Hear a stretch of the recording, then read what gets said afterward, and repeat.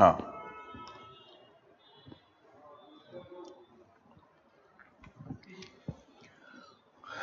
Well, welcome back. Break over. Now, before the break, we were talking about the emotions and thought, and we had seen that first way that emotions influence our thought was by influencing the availability of information to us. The second we'll talk about now in the next important thing. Write down further. By influencing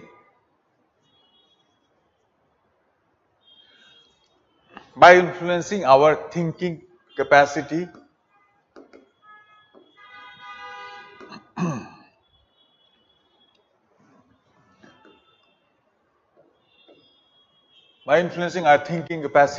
or processing power.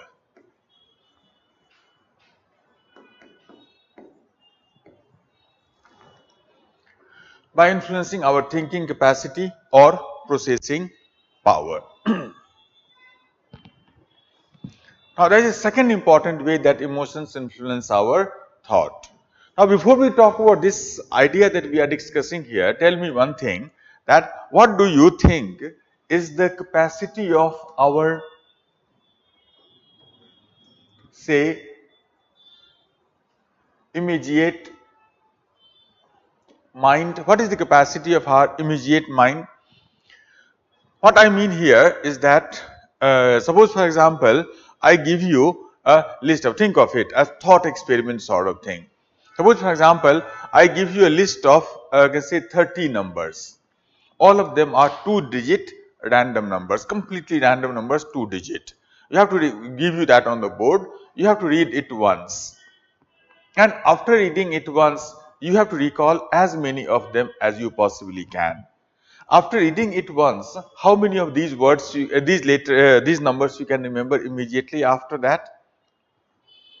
Think of it. When I ask this question in my class, then many students say, some of them say sir 15, 20, some of them say 5, 6.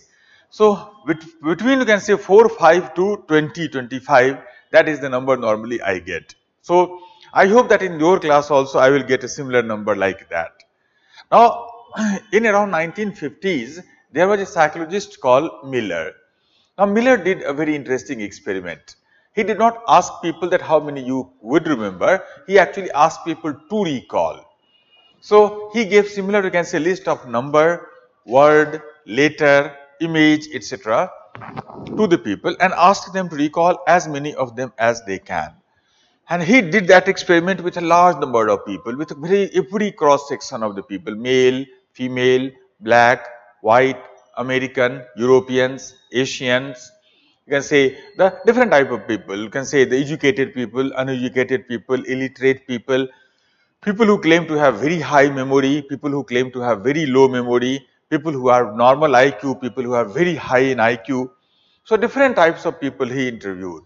And after interview of large number of such, experimenting with large number of such people, thousands maybe, he published a research paper.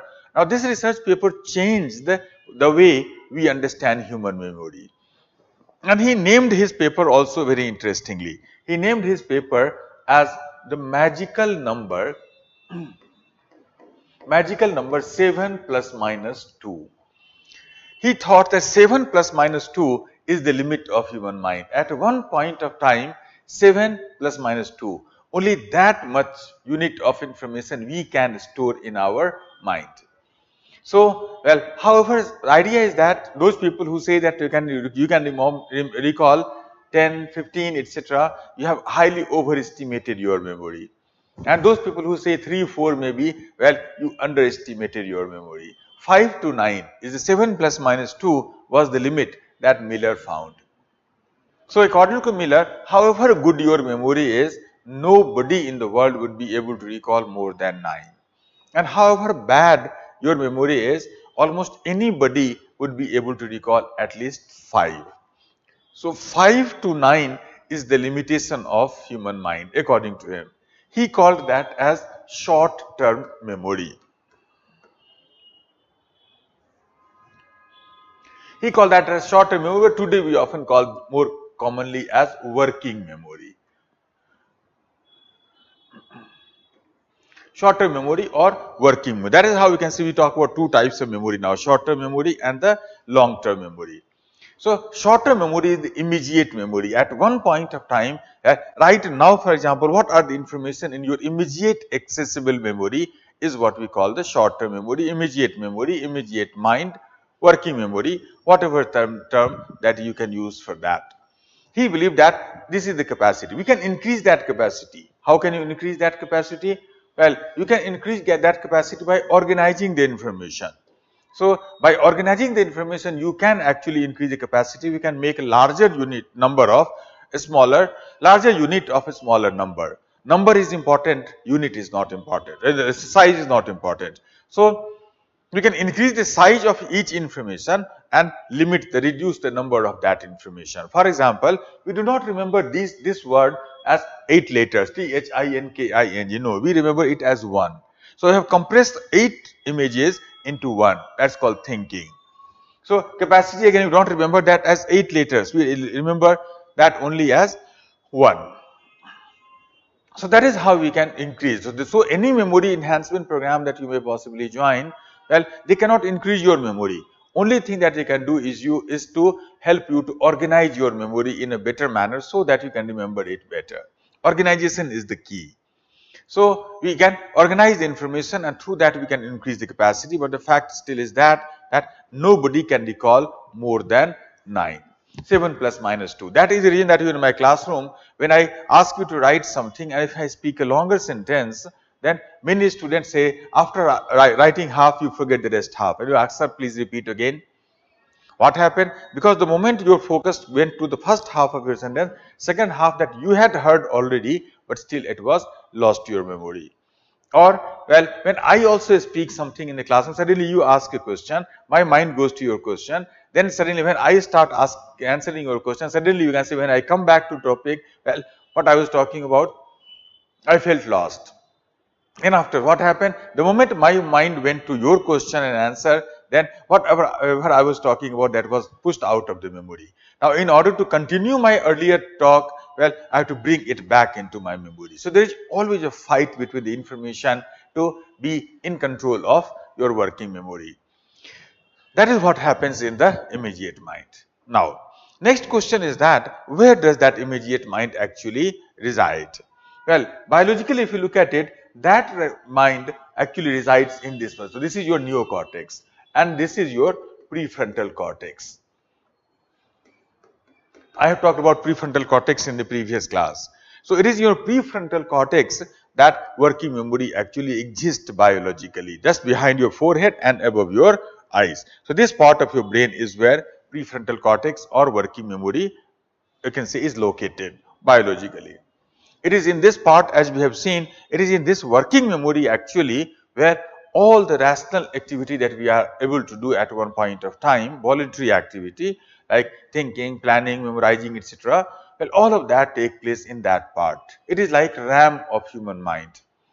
You know, we often compare the human mind with a computer. Neocortex of our mind is more like the processor of a computer.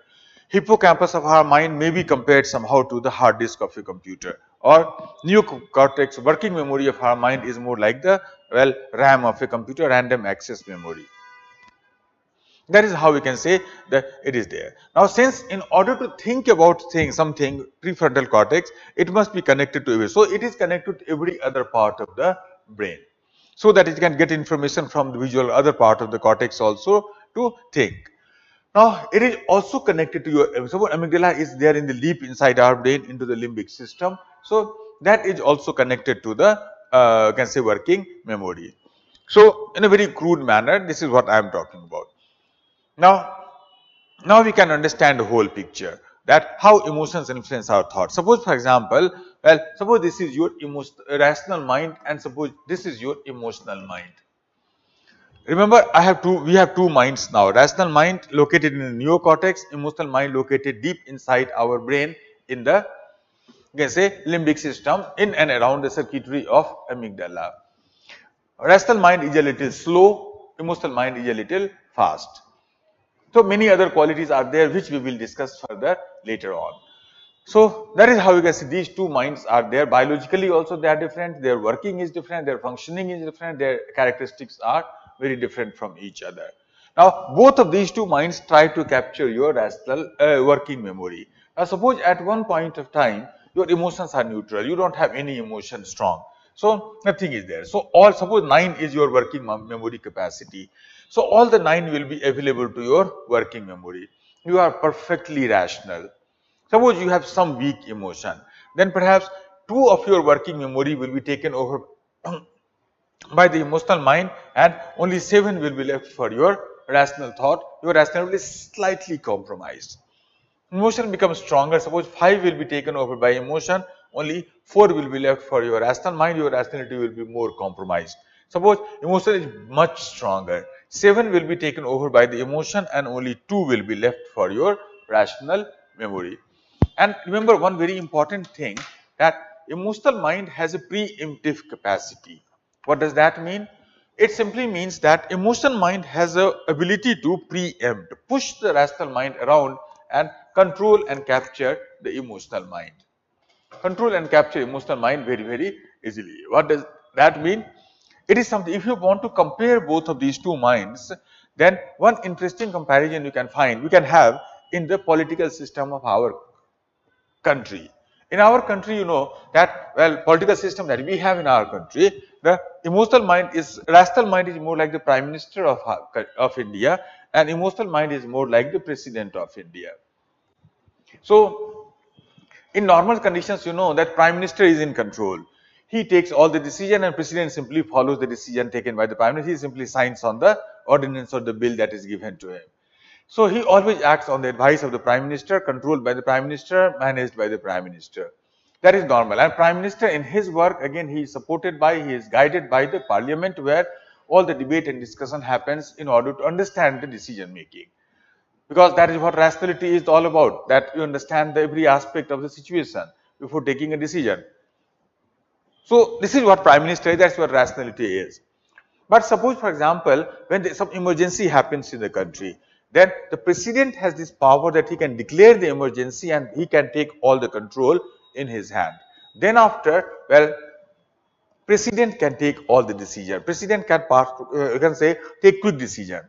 Because parliamentary support of the Prime Minister often delays the decision, because every decision must be presented in a parliament. But President can bypass the Parliament also, can take quick decision like that. Now emotional mind is like that. Normally emotional mind follows the rational mind's decision. That is the more, you can say, the rational thing to do. But when the emergency is declared, remember, existence of emotion itself is a type of declaration of emergency. So when the emergency is declared, then our emotional mind take, like a president of the country, it takes all the control in his hand. It can bypass the rationality, because under emergency, well, emotional mind does not trust the rational mind, because rational mind takes too long to take a decision. It is delayed, you know. So it cannot trust that delay. In that case, it must take quick decision, snap decision. So it takes the control in its own hand. Emotions are a type of declaration of emergency. Something important has happened, we must respond to that. That is what emergency is, that is what emotions is, a declaration of. So it has, this is the meaning of that point that I talked about, that word, that it has a preemptive capacity. So it takes control of your seven guesses of your working memory, only 2 is left for the rational mind. Suppose your emotions become stronger, very strong, then perhaps all the 9 will be taken over by emotion and nothing which is left will be left for your rational memory, mind, and your, this is what we call the emotional hijack. So this is the route through which our emotions hijacks our brain. By hijacking your working memory, it hijacks your own rational mind. That is the mechanism of hijack through which it controls, it captures the rational mind. That is what emotional mind actually does. So write down further. It is our emotional mind, not it is, our emotional mind has the ability to, our emotional mind has the ability to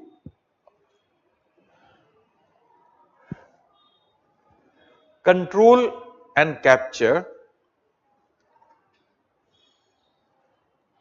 has the ability to control and capture our immediate mind or working memory, our immediate mind or working memory, where immediate mind or working memory where all the rational activities, like where all the rational activities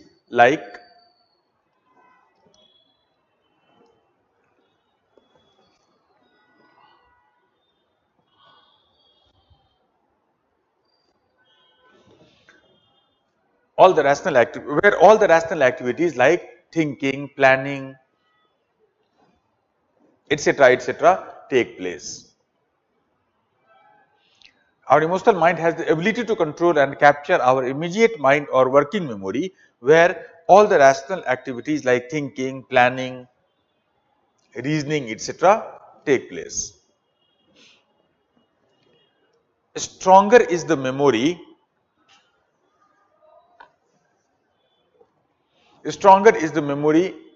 more of the working memory. So stronger is the emotion, more of the working memory it will capture. Stronger is the emotion, more of the working memory it will capture, and less of it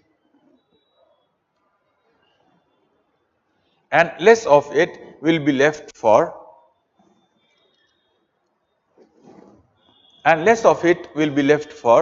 the rational thinking.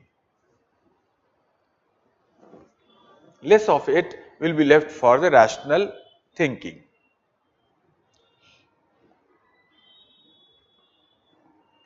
Thus, our emotions influence our thought.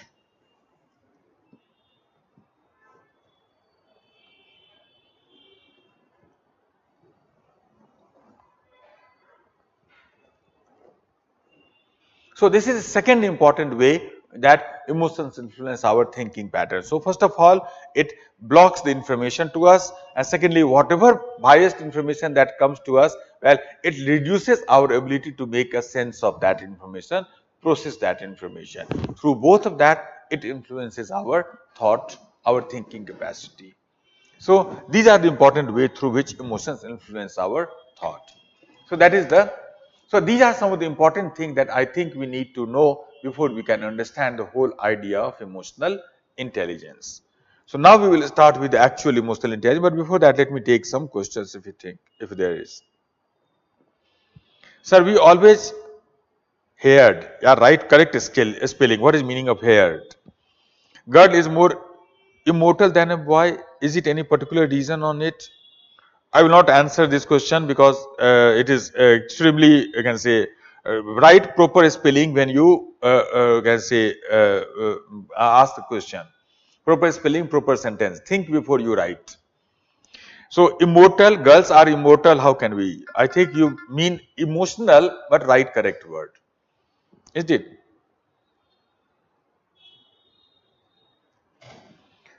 We will talk about, though I understand your question, but this is the wrong way of asking. You are preparing for UPSC exam. Your language must be good. So, write correct answer, correct you can say spelling, correct grammatical formation of the sentence. Take some time before you write. So, girls are not immortal, boys are also not immortal. Nobody is immortal in this world. Man is mortal. Everybody dies someday or the other. But as far as emotional intelligence is concerned, we will talk about that later on. Well, now we will talk about the actual emotional intelligence. As I told you yesterday, there are 5 emotional intelligence. First emotional intelligence we will talk about now is self-awareness.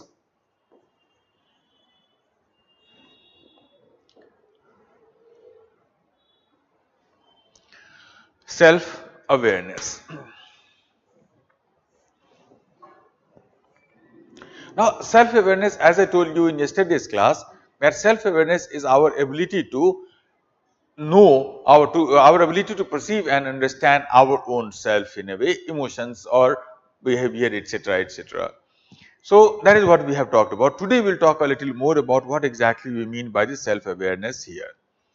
Now, if you look at this idea of self-awareness, how much we know ourselves, awareness of the self, then this idea of self-awareness is not a very new idea in the history of knowledge. Since the ancient time, philosophers have been talking about self-awareness in some way about as an important part of a good life. If you look at ancient Greek philosophy, then by the first important philosopher in ancient Greece who talked about the importance of self-awareness as a part of good life was ancient Greek philosopher Socrates. Ancient Greek philosopher Socrates. So, Socrates in ancient Greece is often considered to be a very important personality. We often consider him as a type of turning point. In modern philosophy, as I told you in some other class earlier, that Immanuel Kant is considered as a turning point.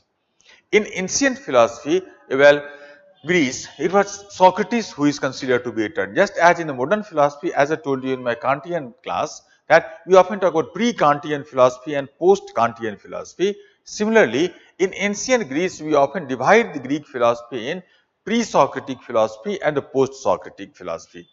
These three philosophers were Socratic philosophers, Socrates himself, Plato and Aristotle. So, these were, you can say, the ancient, you can say, that is how we divide it. So, why is it that we often consider Socrates as a turning point? Why is it that we often consider, divide ancient Greek philosophy in pre and the post Socratic? Why was he a turning point, a dividing line? Well, it was because of the self-awareness. Because if you look at earlier philosopher, pre-Socratic philosopher, their basic focus was to understand the world. They often thought about more epistemology and metaphysics, that what is this world is made up of, that what are the basic substance in the world. So, what is the nature of the earth, what is the stars are made up of, the planets are made up of, moons is made up of, what is earth is made. So, they were focused on the understanding of the nature. Now, Socrates said that all this knowledge that you are seeking is an immaterial, unnecessary knowledge. In order to lead a good life, the most important knowledge that you need to have is the knowledge of the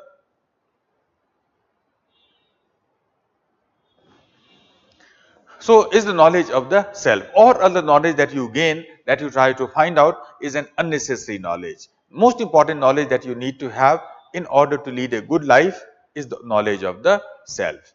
Suppose for example, Socrates would say, suppose for example, there is a person who knows everything about nature.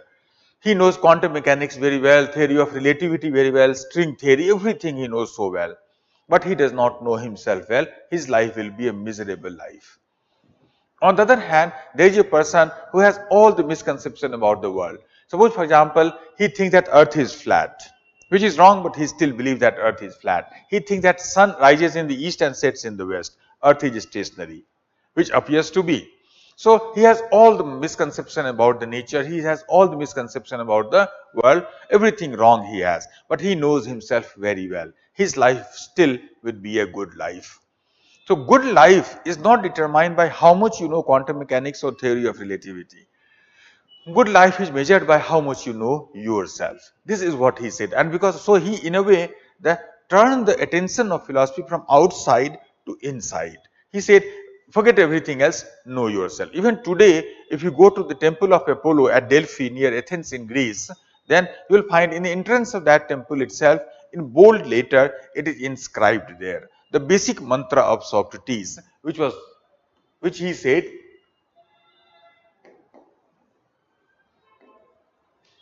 know thyself. So, know thyself was his mantra that he tried to promote, that he tried to emphasize on. Know thyself. This is the only knowledge that you need in order to lead a good life. All other knowledge are secondary knowledge. They may possibly help you, but they are not necessary. Necessary knowledge is this.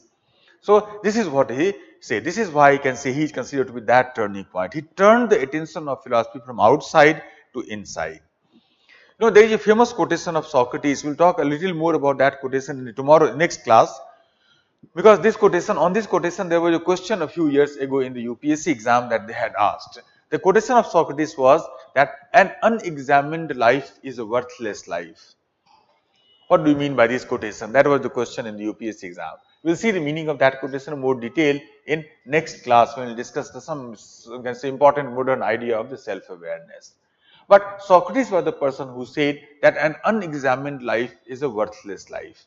So he was the person who said that only way to know ourselves, knowing ourselves is the most important knowledge, but how do you know yourself? You know yourself only and only when you examine yourself. Self-examination is the key to the, we can say, leading a good life according to him. So this is what he said. So he was the person who talked about self-awareness more than 2500 years ago. Now almost 50 or 100 years before Socrates, there was a great philosopher in India also.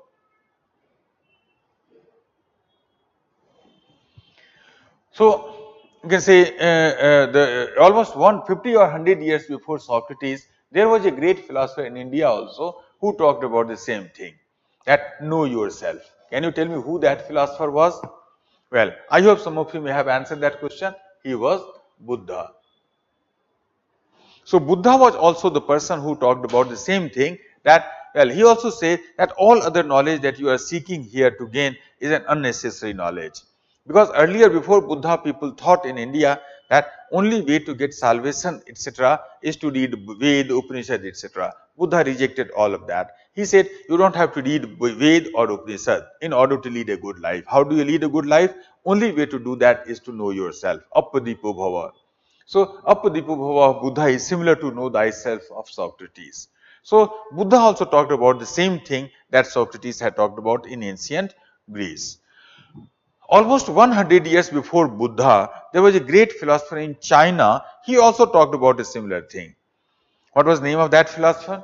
I hope some of you may have thought about one of the, perhaps the greatest philosopher from China ever. His name was Confucius.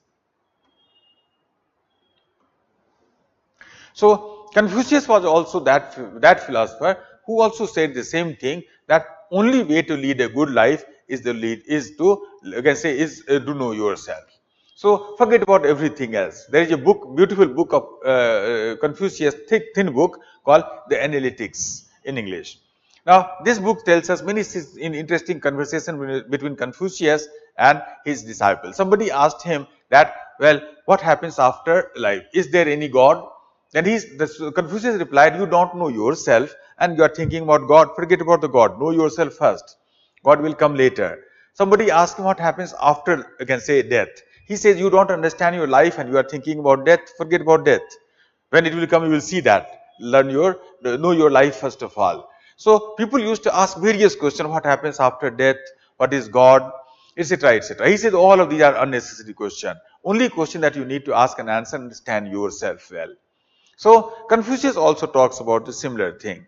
So in ancient, can say, world, three of the greatest philosophers in this order. So Confucius was perhaps the oldest one, Buddha was second, and Socrates was the last one.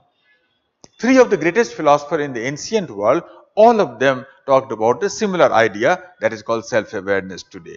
So it is not a new idea, it is present in the history of, you can say, world always. Since the ancient time, philosophers and thinkers have been talking about the importance of self-awareness as an important part of a good life. So that is how we can see the historical understanding of self-awareness. That in the modern, we will talk about in modern time, in emotional intelligence paradigm, how do we understand self-awareness here. So let's talk about self-awareness in the recent time in the modern paradigm. Now before you write something, tell me one thing. Or let me see if I think there are two questions are there.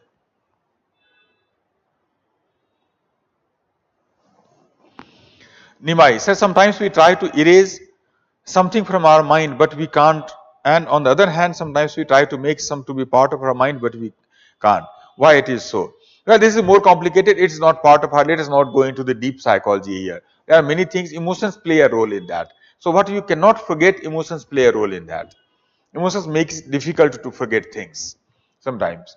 But what makes it to it, that will become much more technical psychology. That's not the scope of our class here. Nimai again.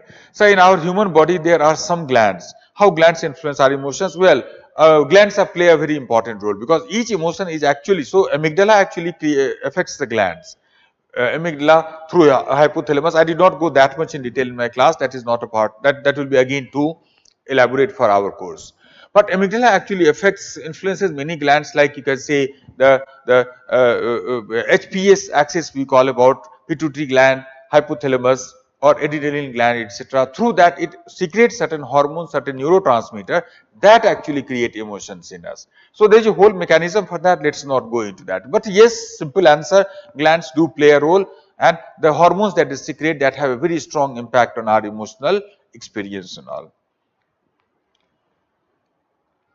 Suman, sir, please tell one or two lines to write in mechanism of emotional experience. Suman, I think that is gone, and there will not be direct question on that again. I hope that you understand the whole thing. Try to make a note of that on the basis of your understanding. But there is unlikely. It is just because of, you know, in order to create background of our understanding. From now on, you can see that our understanding will be more important. Questions can be from these topics. From directly, I don't think there will be a question from the mechanism of emotional experience. But you can make your own note on the basis of understanding. But don't be worry about that. There will not be a direct. It is just for the sake of creating a background of knowledge, so that we can create a better understanding of emotional intelligence later on. Next question, pin 2. Sir, in which situation and how can we recall all our previous readings?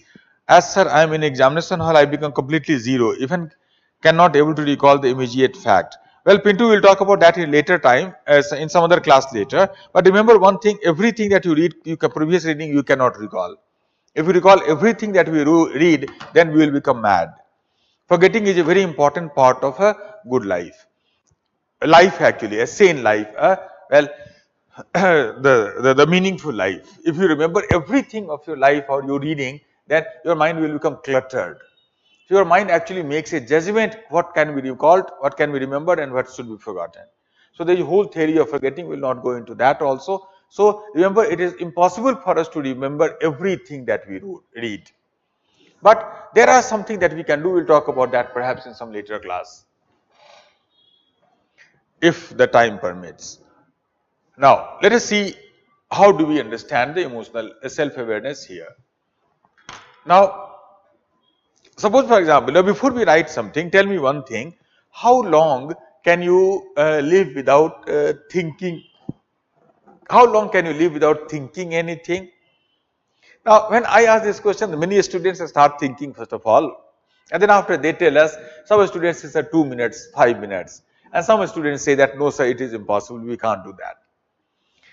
Now, don't be that pessimistic that you can't do. If you try very hard, then you will. One of my students told me in one class for 3 hours in a classroom. That was insulting, but well, the idea, I hope that you think in the classroom also when you watch the lectures here.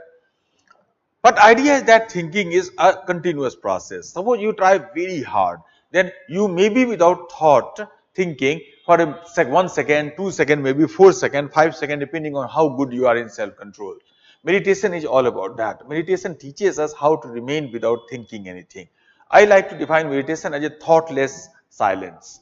A silence of a mind when even thoughts are, well, not present. That is very difficult. That needs lots and lots of practice. But if you try very hard, maybe then 2, 3, 4 seconds you might remain without that. But after that, at least this thought will come to you that, wow, I'm not thinking anything. That is also a thought. So thinking is something that goes on continuously in our mind.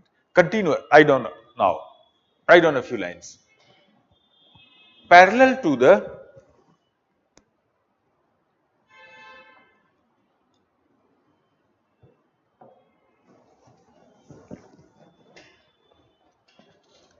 continuous stream of thought.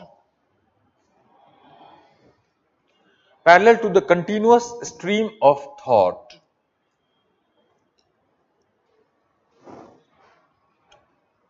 that we always have,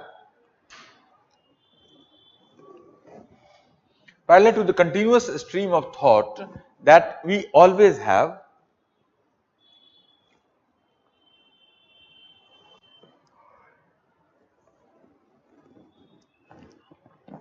there is another continuous stream of there is another continuous stream of emotions as well.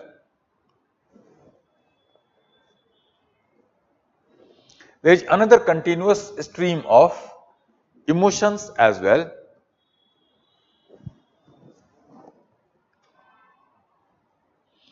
which are often weak.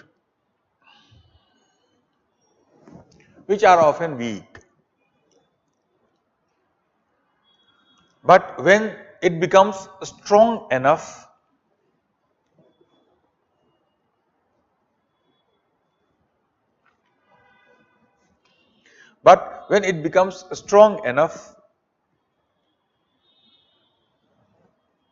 to cross the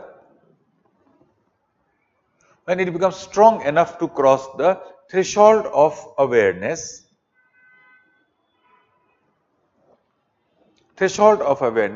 then we remember it as an emotion. We recognize, not remember, we recognize it as an emotion.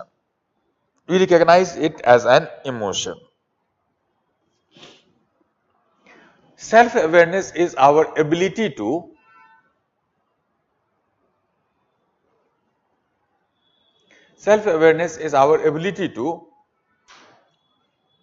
understand these stronger emotions. Self-awareness is our ability to understand these stronger emotions.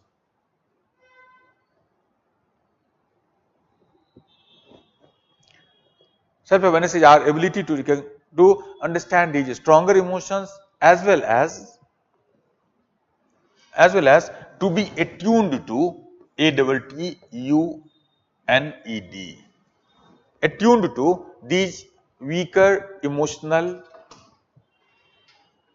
attuned to these weaker emotional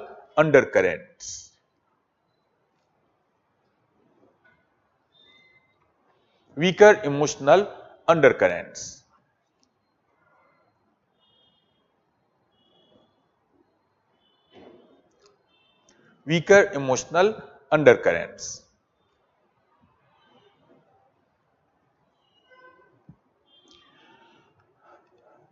Now, this is how we can start our discussion of self-awareness. The idea is that here, that we have seen that there is always in our mind a stream of thought going on in our mind all the moment. So, every single moment a stream of thought is going on in our mind. Well, when we have, can say random thought, very intense thought. Random again, well, but very intense again. So, there is a stream of thought that goes on in our mind every moment. Now, parallel to that, we have another stream of emotions also, which goes on continuously in our mind, incessantly. Most often it is weak, like this. But when it crosses the threshold of awareness, let's call this threshold boundary of awareness. Now, when it crosses this awareness threshold, then we recognize that, okay, this was anger. But before that, something was there in our mind, some irritation, some, well, mindset maybe, mood maybe, but it erupts as anger at this point. Suddenly we realize I am angry. But still something is going on inside. At this point, it erupts as an emotion when we recognize that, well, we are happy now. But before that, also something was going on. That a good mood may be, a pleasant mindset may be. So, but at this point, suddenly it emerges as an emotion, a strong emotion. So this is what happens all the time. Now, self-awareness is our ability to understand these stronger emotions like this and that, and these weaker emotions like this, which goes on inside us below the threshold of awareness, which we call a undercurrent, emotional undercurrent. So that is what. So how well you understand both of that is what we call the emotional self-awareness in a way. So now we can see that there are two aspects of self-awareness we can understand. One is stronger emotions like anger and happiness, and second is the weaker emotional undercurrent, which is below the threshold. So we will study both of them in our class today. Let us talk about the first aspect, when you understand and recognize the stronger emotions like anger or fear or happiness. Change the paragraph and then after write further. It is our ability to It is our ability to observe and monitor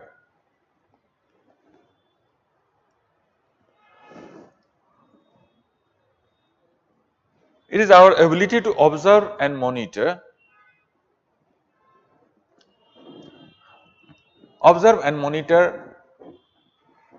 our own emotion, observe and monitor our own emotions in an objective, impartial,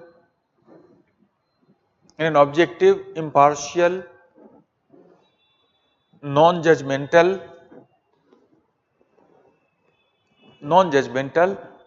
and non-reactive manner,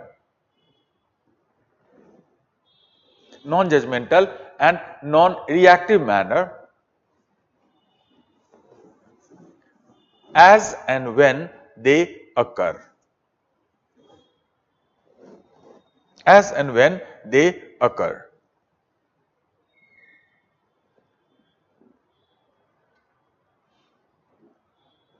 As and when they occur. It is the difference between feeling a strong emotion. It is the difference between feeling a strong emotion like anger. It is the difference between feeling a strong emotion like anger and thinking at the same time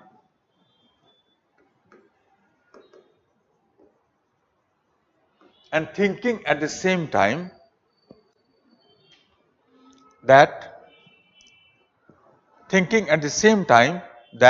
now you can write in double quote, it is the emotion of anger that I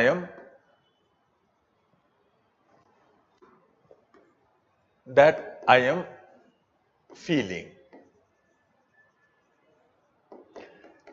I am thinking at the same time that it is the emotion of anger that I am feeling. So that is what we call the first aspect of self-awareness. Now before we talk about what we have written here, let us try to go to a background of this idea, this line that you have written. Because at this point you can see that we will talk a little about Buddha and his ideas. As I told you that Buddha's ideas are very relevant for emotional intelligence paradigm.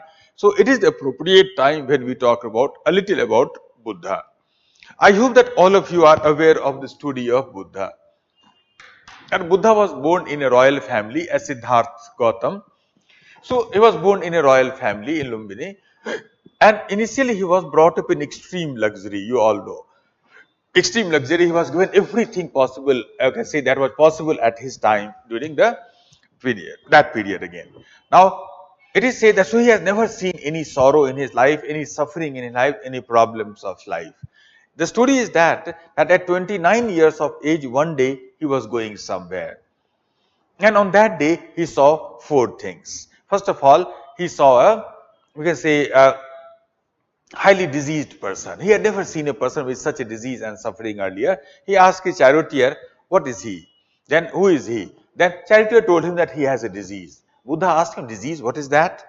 Well, because he has never known any disease like that. So the charioteer explained to him that disease is a part of life. All of us sometimes or the other get a disease. You might also get sometimes I also might get sometimes. Now Buddha was quite shocked that I will also become like him someday, maybe, or my wife, my child. So he was quite shocked. He kept on thinking. He saw a second thing. Second thing was that a very old person, extremely old, frail, weak person. Now he has never seen such an old person like this earlier. He asked again his charioteer, who is he? Then charioteer again explained he is an old person, old man. Old man, what is that? Buddha asked. Then charioteer explained to him that old is a part of life. We all become old someday. I will also become like him, old. You will also become old like him. Now Buddha again was shocked that will I also become like him, suffer like him, my wife, my child? He kept on thinking like that. He saw a third sight, that somebody had died and his dead body was taken to a funeral ground. Buddha had never seen a dead person. Siddhartha had never seen a dead person till then. He again asked his charioteer, who is he? What happened to him? Then chariot told him he is dead. Now he had died. No, they are taking his body to burn. Now Buddha was surprised. What is death? He has never seen death before him.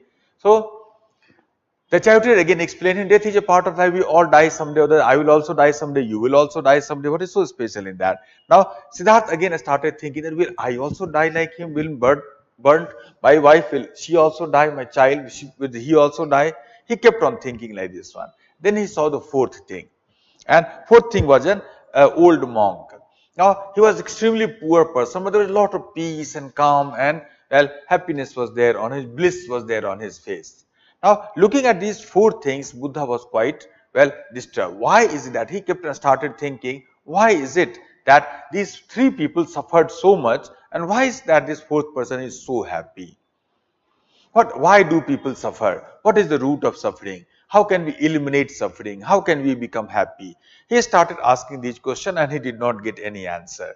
So in exasperation to seek the answer to these questions, one day in the middle of the night, he left his palace. And then after for next 6 years, he kept on wandering in the plains of North India and the mountains of the Himalayas. He went to many guru, he did many practice, Hatha Yoga, fasting, etc., etc. He did not get his answer, why do people suffer? Now one fine day he was sitting under a tree in the present day Bodh Gaya in Bihar, and he decided that unless and until I will get the answer to my question, I will not get up from this place. So in deep meditation he sat there thinking about why do people suffer, and suddenly he got that insight, that bulb glue in his mind, Dimag ki batti jali mentos. So he suddenly got that insight and he got the answer to his question. Then after he formulated his answer, his insight in the form of four noble truths. That is the core of, you can say, Buddha's philosophy, Buddha's ideas in a way. So four noble truths, he formulated his whole insight into that. Now in formulating these four noble truths, Buddha actually followed what we today call as a medical approach.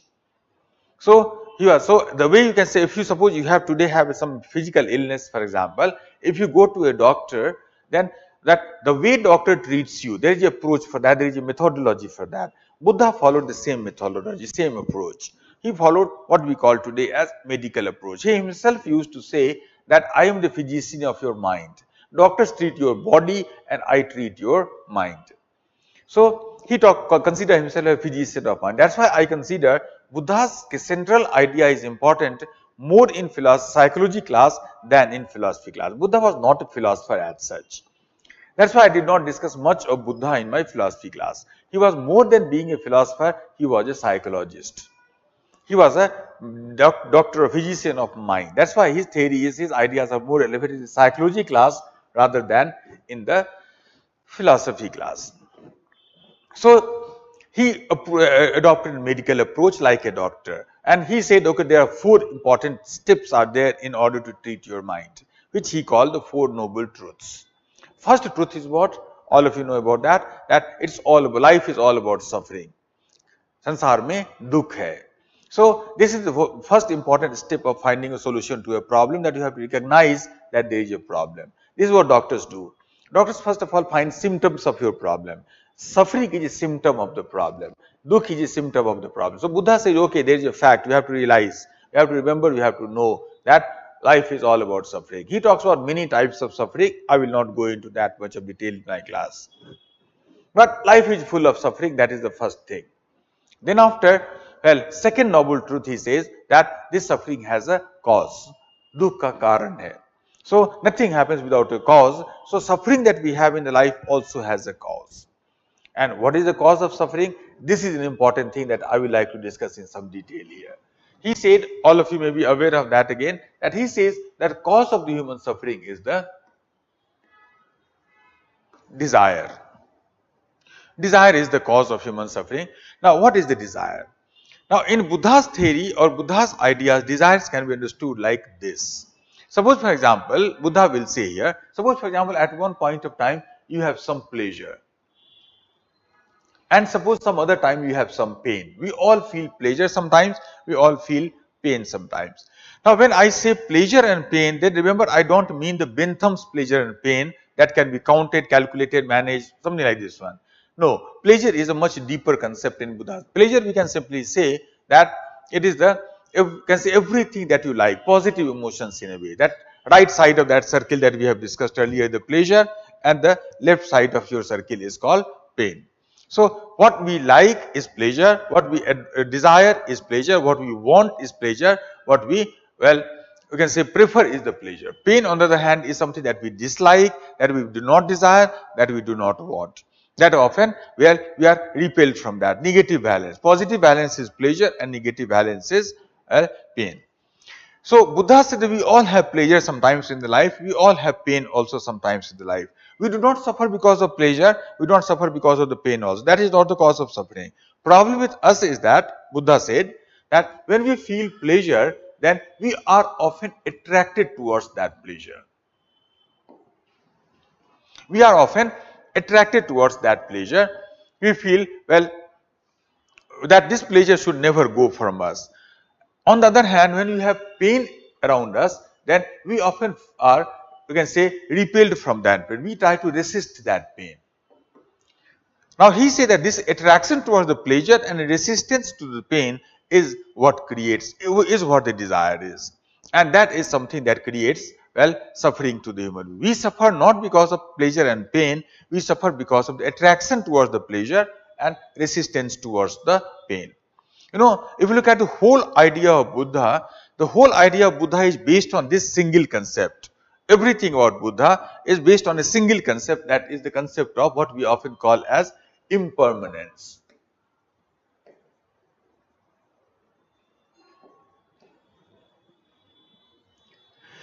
Impermanence is the root of Buddha's philosophy about everything. He said that everything in nature is impermanent.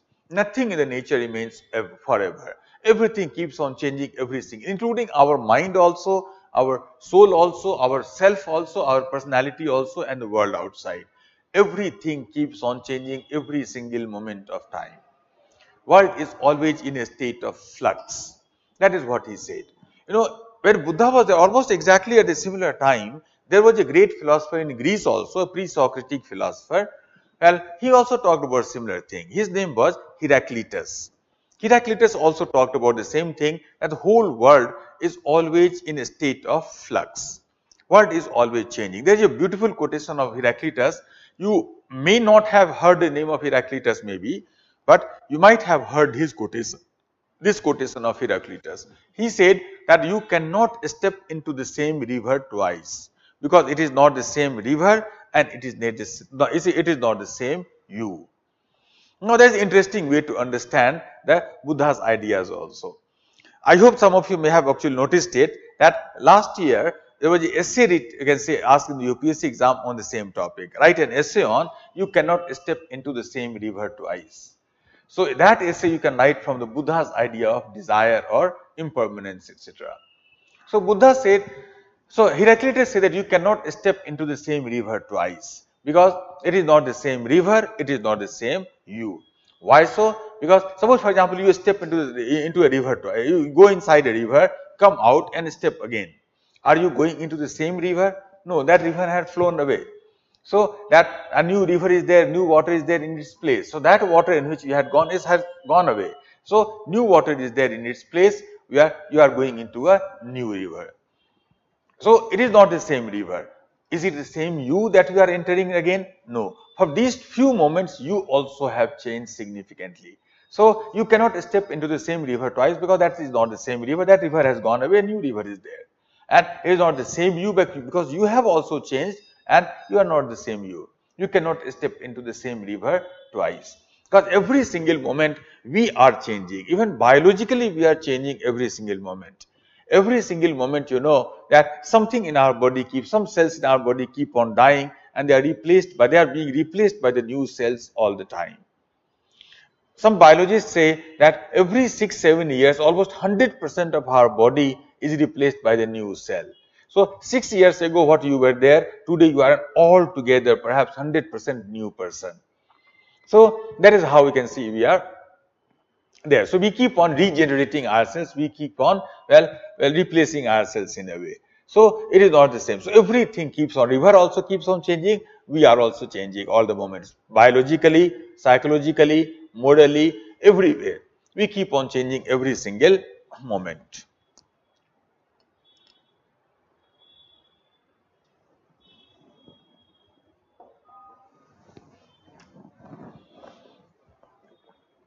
So this is what you can say Buddha also said. So he said that, well, pleasure also is impermanent and pain also is impermanent.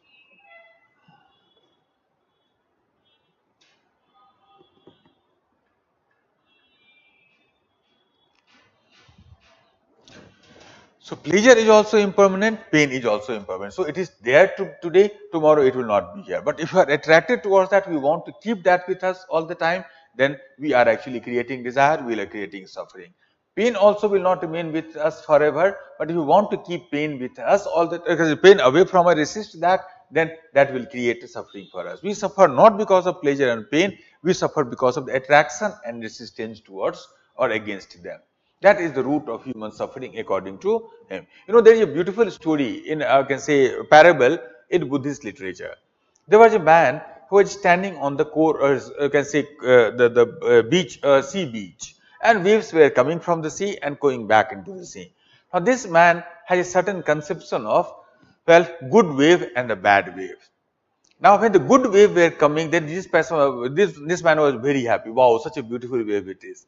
And he thought that, okay, such a beautiful wave it is, I don't want this wave to go back into the ocean. So he put all his effort to keep that wave with him. But by the time he was trying it, that wave was already gone into the sea. He was very sad. Such a beautiful wave it was, and it's gone. It's gone. Some time ago, the bad wave was coming. Looking at this, he became very angry. How bad this is. I don't want this wave to be on the shore. He put all his effort to push it away into the sea, and by the time he was trying to push, it was already on the shore. He became very sad once again that how bad this wave is. So whole day, he kept on fighting with the wave to keep good wave with him and bad wave away from him. By the evening, he got quite exhausted, quite tired. In that quite complete exhaustion and tiredness, he sat on the corner and he kept on looking at the good wave also coming and going and bad wave also coming and going. Buddha said, this is what is happiness. Happiness is not in having good wave with you, good things in your life. Happiness is not about not having the bad things in life. Happiness is looking at the good thing coming to you, going away. Bad things also coming to you and going away. So if you become dissociated from both the good and bad, in that case, pleasure and pain, and look at it in objective manner, then that is what he called happiness. So in this sense, you see that Buddha's happiness is so different from perhaps all other types of happiness that we have discussed in our class till now. Think of it, we have discussed many types of happiness like Bentham's happiness, pleasure minus pain, which can be quantified. Mill's happiness, lower and the higher pleasure. Higher pleasure particularly that which we get after we train our mind, after which we can say we develop our mind to enjoy some great things in life like great literature, music, etc. Third was Aristotle's happiness, though we can call about even existential happiness, but let's not talk about that. We can talk about Aristotle's happiness, third one. What was that? When we achieve our telos. We all are born with a telos, and achieving that will make us happier. So Sachin Tendulkar will become happy only when he will play the cricket. Lata, when she, you can say, sings a song. Well, so we all achieve our telos, and that gives us happiness that we deserve, that we well want. So in all these things, we will see that they talk about very different conception of happiness. Buddha will not agree with any of them. Buddha will say all the three will lead to suffering. Because in all these things, again, we are trying to find something, get something, increase the pleasure, maximize the pleasure, minimize the pain. Well, that is a desire. Buddha will say you are going to suffer. Mill, again, train your mind and then you will get happiness sometimes in the future. Buddha will say no, that is a desire, you will get suffering only. Aristotle say that train yourself again, develop yourself, practice yourself to acquire a virtue that will give you the happiness. Buddha will say that it will create suffering. So all of these things are root of human suffering according to Buddha. He said that happiness is not somewhere in the future that you have to pursue, that you have to get sometimes. Happiness is something that you can get right now. It is a momentary thing. Each moment you can get happiness. Only way to get happiness is, well, be dissociated from the pleasure and pain and look at the pleasure in a detached manner and look at the pain also in the equally detached manner. Don't get attached to the pleasure and don't resist the pain. This attachment and resistance is something that ultimately creates suffering according to him. So this is what he said about the desire and the root of suffering. There is a beautiful quotation of some philosopher. He had said that happiness is not found along the way. Happiness is found along the way, not at the end of the road. That is Buddha's idea. Happiness is found along the way, not at the end of the road. Happiness is not something that you get at the end of a certain process, that, well, I will achieve my telos and I will get happiness then. No. Happiness is not found like that. Happiness is found along the way. At every moment you can get the happiness. Happiness is in each moment. It's not that once you clear the UPSC exam then you become happy. No, the process of preparation itself right now is something that can make you happy. Happiness is always in the moment, not in some future that you have to look for, that you have to go towards. Buddha will say that will create only suffering. So that is the root of happiness in a way according to Buddha. There is a quotation that we have talked about earlier also, that American Declaration of Independence, pursuit of happiness. Now, American Declaration of Independence gives every person a right to pursuit of happiness. Now, Buddha will say, if you look for the pursuit of happiness, then you will never get the happiness. You will only get the suffering, because pursuit is a desire. You are pursuing something. You are attempting to get something. The moment you make an attempt to get something, well, that something will become suffering for you. So Buddha will say that only way to become happy is to stop any pursuit. Stand there and simply be happy. It is the observation. This is where the mind, that line that I talked about. Buddha said that happiness is not about having pleasure and not having pain. It is about observing both of them. Like that man sitting on the sea beach. So, for example, this is the meaning of those words, that it is our ability to observe and monitor our own emotions like pleasure and pain in an objective manner, impartial manner, non-judgmental manner, without making a judgment whether it is good which I want, it is bad which I don't want. Without making any judgment about it, non-judgmental manner and non-reactive manner. Don't do anything to change your emotion also. Don't try to push the bad wave away from you, and don't try to keep the good things with you. Non-reactive manner, well, as and when they occur. It is the difference between feeling a strong emotion like anger, for example. Feeling a strong emotion like anger and thinking at the same time that it is the emotion of anger. Dissociating the two is what? So, looking at anger is an emotion, good wave coming and going, bad wave coming and going. And your thinking should be, okay, look at this, well, let it come, let it remain for some time, it will go away, it is temporary. So, well, observing and thinking about that is what he calls the happiness according to Buddha. And this is a uniquely human ability, that other animals can feel the emotion, anger for example. We on the other hand, we can feel an emotion and we can know that we are feeling an emotion. We can be angry also and we can know that we are angry. We can be sad and we can know that we are sad.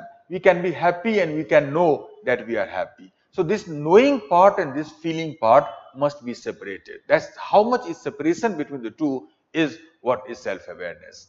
Your awareness of what is happening inside you. So mostly thinking gets intermingled with the emotion. So that separating it is what he calls the, again say, elimination of desire and, well, removing the cause of your problem. That is how happiness can be gained according to Buddha. That is the second noble truth of Buddha. And then we have third noble truth of Buddha also, that is, well, there is a solution to the problem. दुख का समाधान है. So संसार में दुख है, दुख का कारण है, and दुख का समाधान है. There is, life is all about suffering. Suffering has a cause and cause has a solution. So this is what a good doctor does. So after finding out the cause, symptom of a problem, well, doctor finds the cause of a problem. Second noble truth. Then after it assures you that there is a solution, we will give you. Don't worry. So every doctor gives us an assurance that there is a solution for that. So Buddha also, like a good doctor of mind, he gives us a solution that there is a solution for the suffering. And then after the fourth noble truth, that is the Ashtangi Marg, eightfold path. That is a prescription. So at the end of it, doctor also gives you a prescription, take these medicines, you will be cured.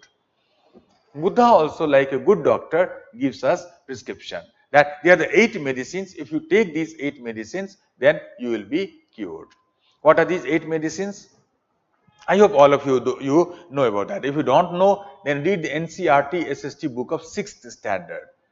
So in that 6th standard, we are told these things in our can say the fact about these things in our school textbooks and all.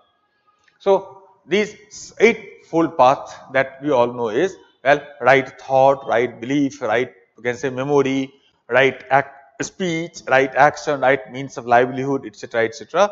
But the most important one, which I will like to talk about here in some detail further, is the right mindfulness.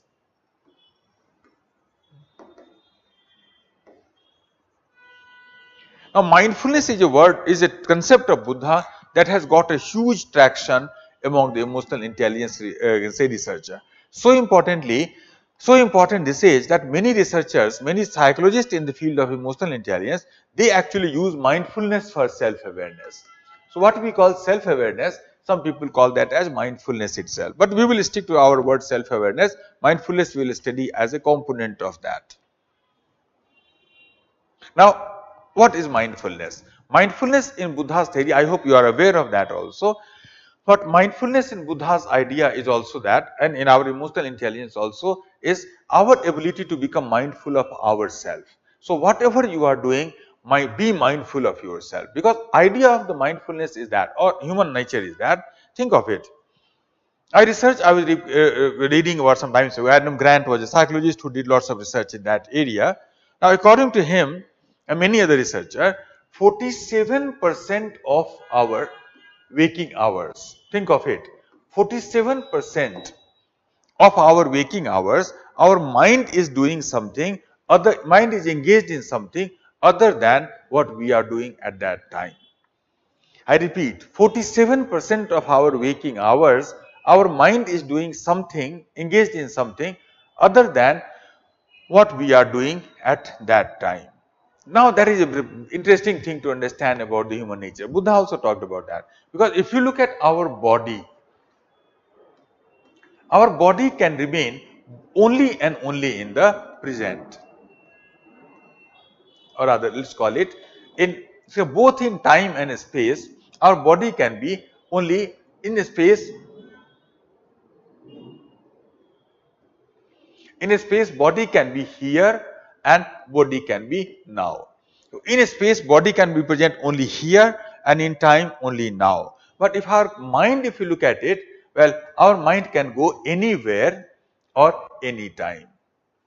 Our mind can be, well, so in terms of time, for example, our body can be only in present here, in this classroom, for example, and our body can be now, only this time.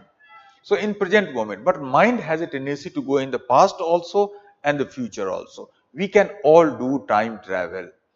Our mind is capable of going in the past. Our body is capable of only being exist in the present, but our mind has capability to go in the past also and in the future also. Secondly, our body has a ability to be in the present place also, space also, right now in this classroom, for example, but our mind has the ability to go anywhere. Sitting in the classroom, your mind may be in America also. Sitting in the classroom, your mind may be yesterday also and maybe tomorrow also. So we can do both space travel and time travel any moment of time. So our mind has tendency to wander around all the time. So very often mind uses this special ability to go in the past sometimes or in the future sometimes, that place sometimes or that place sometimes. That is something that often creates a, Buddha will say, that thing often creates a disconnect between our body and mind. 47% of our waking time, that disconnect is there, which is a big problem of our life according to Buddha. So mindfulness is that process in which you have to bring your mind back to where your body is. Otherwise, mind has a tendency, just think of it, does it happen to you? Sitting in the classroom, suddenly you find that your mind is somewhere else, you are talking to somebody else maybe in your mind, some other place, some other time maybe. Our mind keeps on changing. Buddha called this as monkey mind. Mind is like a monkey. It keeps on hopping from one thing to the other, to the other, to the other, and to the other. It keeps on hopping, it keeps on changing, it keeps on shifting. Mindfulness is that process in which you stabilize your mind. You bring your mind where your body is. Reduce that time 47% to as less as you possibly can. So when you are doing something, do ensure that your body and mind, both of them, do the same thing. Your mind should not be engaged in something else. This process is called mindfulness. I often like to say this thing as just principle. Following the just principle. Whenever you are doing something, then add this word with that. That just do that. If you are in the classroom, then just be in the classroom. Do not allow your mind to be somewhere else and some time else. When we are driving on the road, just drive. When we are having a cup of tea, just have a cup of tea. If you are talking to somebody, just talk to that person. So whenever you are doing it, just do that. Do not allow your mind to become disconnected to the body. This process of, can say, integrating mind and body together is what we call the mindfulness. So mindfulness in Buddhism is a special meditation technique, practice. And this practice is not something, so this meditation is not something that you have to do once in a day. Normally we talk about meditation, do in the morning and then after you are done for the day. No, mindfulness is a technique that you have to practice every single moment of your life. So when you are driving, then also you can do the mindfulness practice. When you are studying in the classroom, there also you can do the mindfulness practice. When you are taking baths, then also you can do the mindfulness practice. When you are having your dinner, then also you can do the mindfulness. It is every moment you can do as much as we possibly can. And it is actually seen that when we do the mindfulness practice, then our biological system in our brain actually changes. It actually creates changes our biological system that is the center of our happiness. It makes us happier. You know, many research has been done. Well, these Buddhist, you can say, monks who do the research in mindfulness, particularly the Tibetan Buddhist monks in Dharmshala, McLeodganj near Dharmshala in Himachal Pradesh, in Himachal Pradesh. Now, many of these, you can say, Buddhist monk, they have been actually called in the Harvard Medical School. A lot of research has been done in the Harvard Medical School on these topics. So they have been called in the Harvard Medical School, and when they were, you can say, asked to do the mindfulness practice, and during the practice of mindfulness, their brain was scanned through the fMRI scan or PET scan. And it was found that when they were entered into the mindfulness phase, that suddenly there was some change in the neural activity in the brain actually started happening. So neural activity in the brain actually changes when we do the mindfulness practice. That is what is the impact of this thing. In fact, doing mindfulness actually activates the happiness center of our brain. Our brain has a happiness center. Activation of that releases hormones like, say, neurotransmitters like dopamine, for example, which is responsible for making us happier. So it is actually seen that when we do the mindfulness practice, that our, you can say, the happiness center in our brain actually changes, and that change actually has an impact on the way you feel about the life. Buddha perhaps did not know about the biology of that, but we do have some evidence for that in today's time, that it actually changes our internal biological structure. That is what Buddha said. This is what we have to do here. So that is the meaning of the term mindfulness, first aspect of self-awareness. This is what Buddha said. One more line you can write here. Change the paragraph and have to write further. Biologically speaking, it is a process in which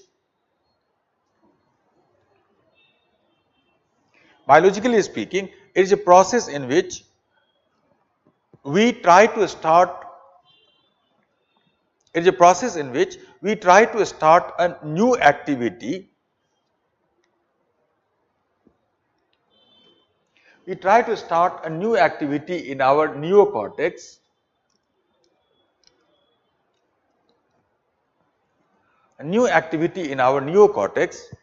particularly the language area,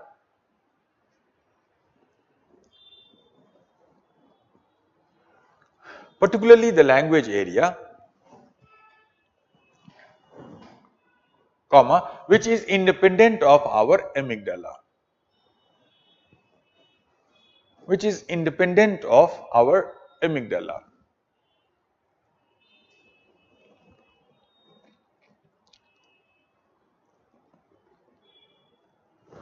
So this is the biological core. Biologically speaking, it is a process in which we have to start a new activity, particularly in our language area.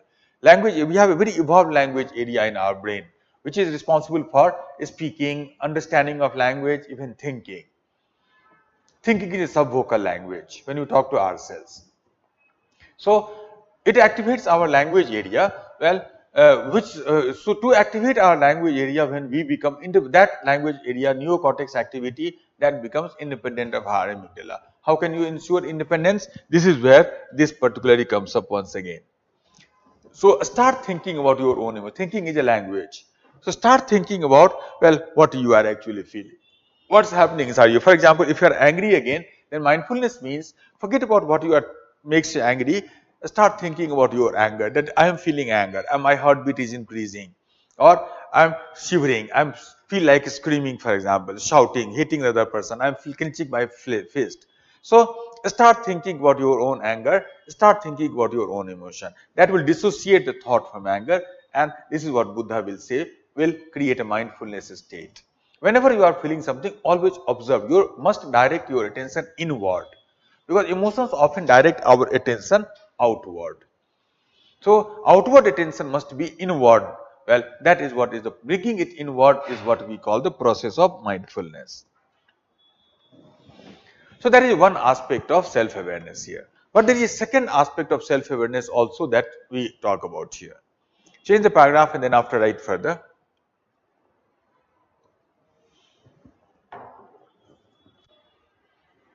Second aspect of emotional awareness. We will talk about mindfulness a little more towards the end of this topic.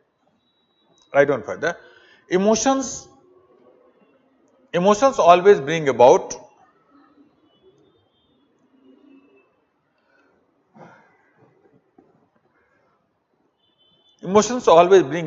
changes in our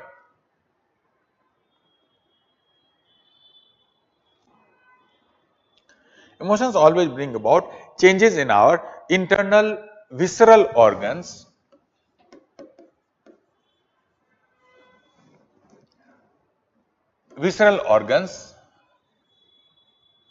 called gut. Visceral organs called gut, through which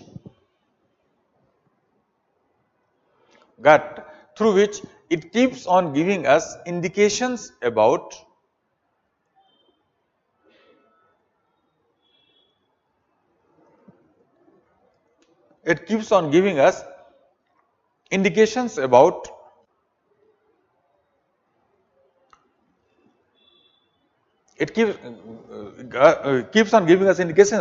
some future events,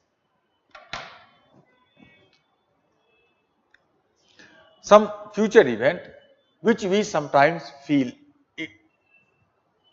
as intuition or gut,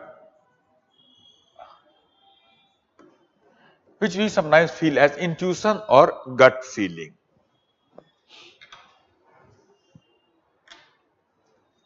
The people who are high in self-awareness,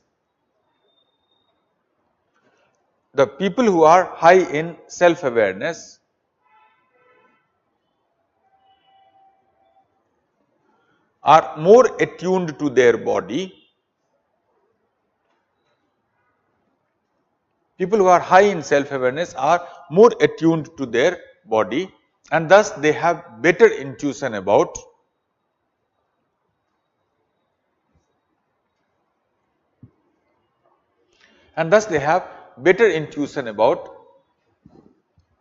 some incoming opportunity or threat. Some better intuition about some incoming opportunity or threat. This often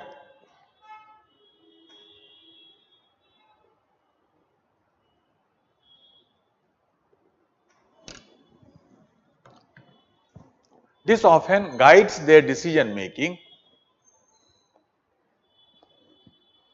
This often guides their decision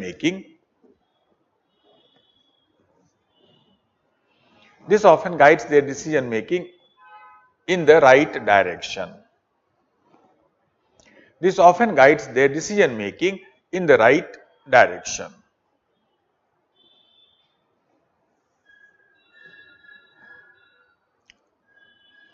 Now, this is the next important thing. The idea is that emotions, as we have seen in the previous class, brings about a change in the visceral organ, internal organ like heart, visceral organ called gut. Gut is what? Gut is internal organ starting from neck to the pelvic area, which includes the heart, lungs, perhaps intestine, the stomach, you can say the bladder, all these things, kidney, lungs, all these combined together is called the gut. They are soft tissue wet organs. So, they are internal organs. So, emotions often affect that organ. Two already we had seen earlier that, well, heartbeat, change in the heartbeat, or stomach, butterfly in the stomach, for example. But every part of your gut, even bladder, sometimes even bowel movement, even these things are affected by the emotions. So, when you have a stronger emotion, then these are the things that often change in our body in a systematic manner. Now, through that change, it keeps on giving us a feeling about some future event. That feeling, gut feeling as we call it, is called intuition. So, you must have intuition sometime. What is intuition? Intuition is basically a feeling that something is going to happen. There is no logical reason behind that, but still you feel that something is going to happen shortly. So, that feeling is what we call the intuition here. So, how is it that your emotion tell you about a future event? Well, let's talk a little more about emotion in this aspect.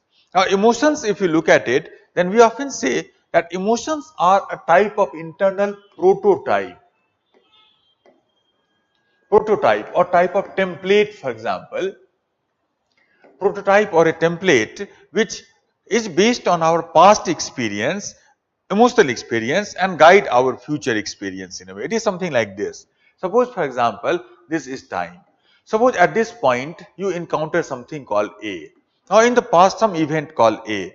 Now, in the past also you encountered the same events a number of times.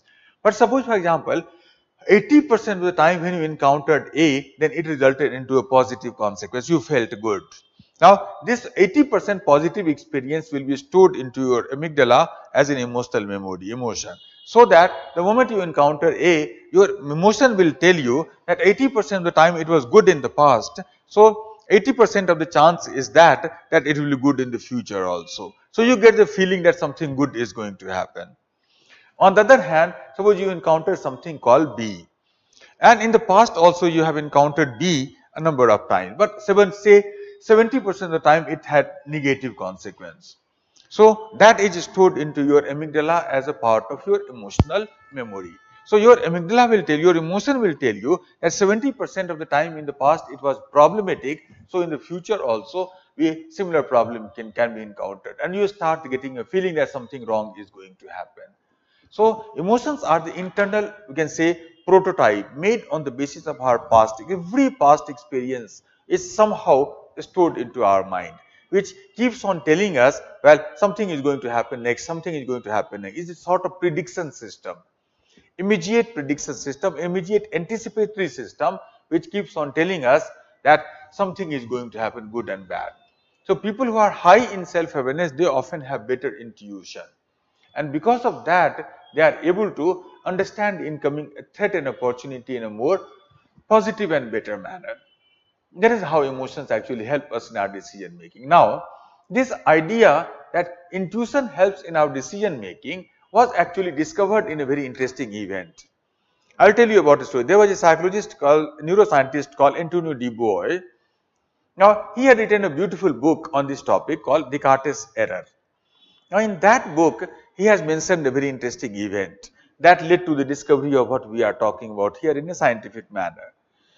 Now, what happened there? There was a young corporate lawyer. Let's talk about the case. There was a young corporate lawyer was there. Now, otherwise he was a very successful person doing a job in a good company, earning lots of money, having a very good family life, good relation with the wife, children. Everything was as ideal, normal as you can imagine in the normal middle class person.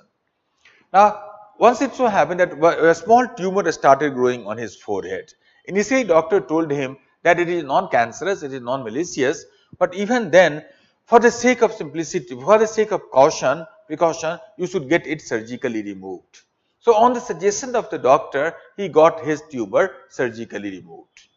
After the operation was complete, then doctor checked his IQ, and his IQ turned out to be as good as it earlier was. There was no change in his IQ. So he was as intelligent as a person of very high IQ, as intelligent as he earlier was. So doctor said that now you are normal, you can go back to do your work and everything is okay. Now he came back. Now if you talk to him, then you will find that he will appear to be a very normal person.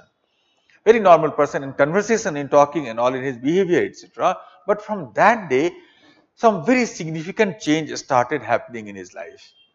Now, what was that change? That within a few months, first of all, he was fired from his job. He went for a second job, which he got easily. He had good IQ, good experience, expertise, qualification, etc. He got a second job also, but he could not retain that also for long. Third job fired, fourth job fired.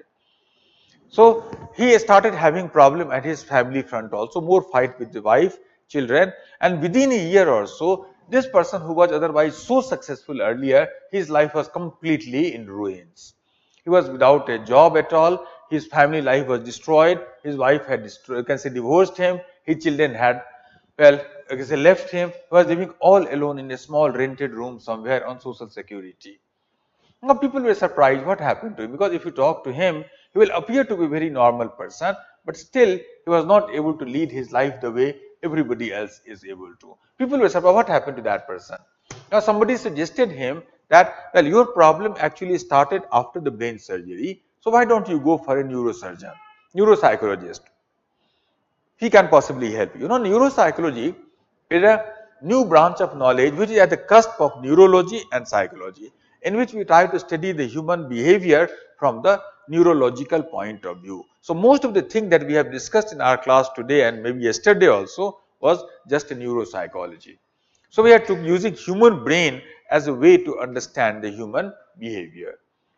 So neuropsychology is, that is a new branch, a very strong, influential branch of knowledge now. Somebody suggested him go to a neuropsychologist, perhaps he will help you.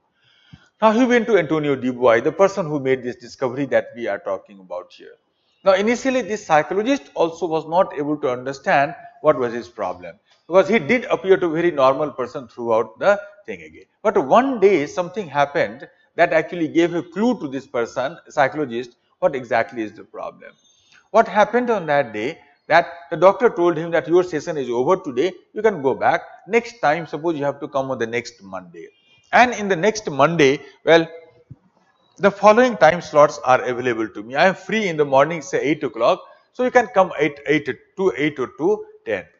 Or I am free at 12 o'clock in the afternoon, so you can come from 12 to 2.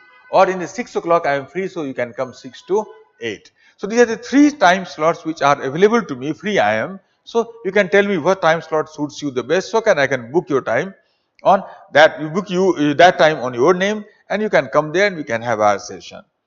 Now this person started thinking a little loudly that which time slot suits him the best.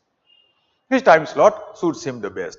And he started thinking a little loudly in the sense that, well, if I come in the morning, he took his map, for example, diary, started writing that if I took a Google map, for example, and started writing that what is the positive and what is the negative of that.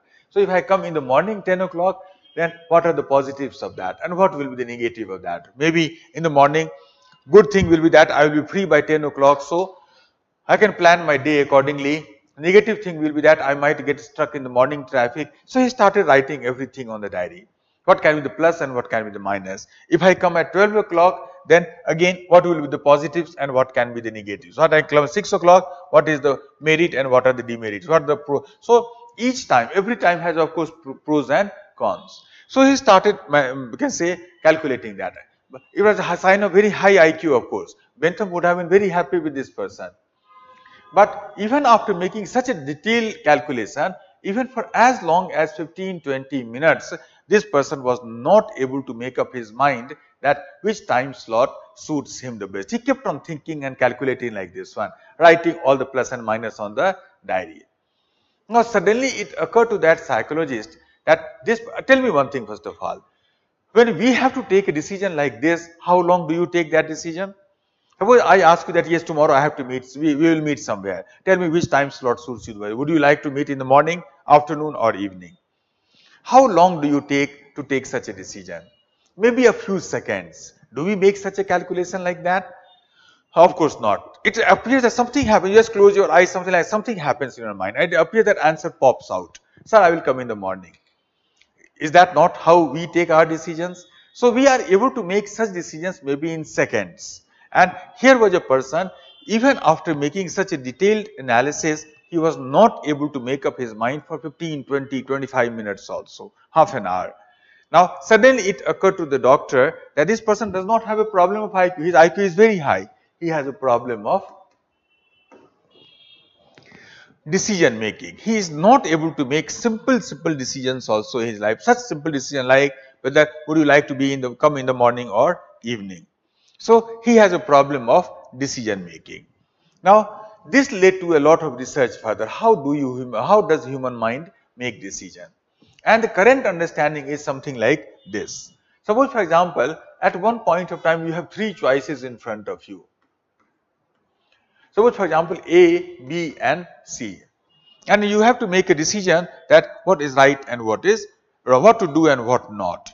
Now in such a situation what happens that our rational mind and our emotional mind, remember we have the two minds. Rational mind is located in our neocortex, emotional mind deep inside our brain, limbic system. Rational mind works on the logic and probability, emotional mind works on the logic and reason, and emotional mind works on the basis of probability.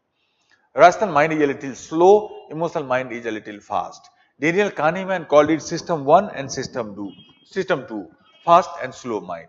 So many people use different word for these two minds. So in such a situation when you have to take a decision like this, then our rational mind gives us both plus and minus about that. What is the merit and demerit, what are the pros and cons, what is the, well, you can say the plus and benefit and the cost. So about all the choice. Well, this is what rationality is all about. Look at all the aspect of the situation, both the negative and the positive. But at the same time, our emotional mind also gives us its own input in the form of intuition, say I1, I2, intuition 3. And through that intuition, our emotional mind gives a weightage, or let's call it potency or value to all of these three choices. And normally it is seen that whatever is the input of our rational mind, we often take decision in favor of that choice about which the input of our emotional mind is strongest. So and when we take decisions on the basis of the input of our emotional mind, then we often feel more confident about our own decision. We often feel more confident about our own decisions in that sense. Suppose for example, your rational mind may tell you A is good because so many positives are there and so less cost. But your emotional mind tells you, oh, A is very boring. B, let's do B because B is very interesting. Chances are high that you will end up doing B rather than A. Your rational mind may keep on telling you that A is good, but you will do something that your emotional mind ultimately tells you. So our intuition often tells us and we often take decision in favor of that.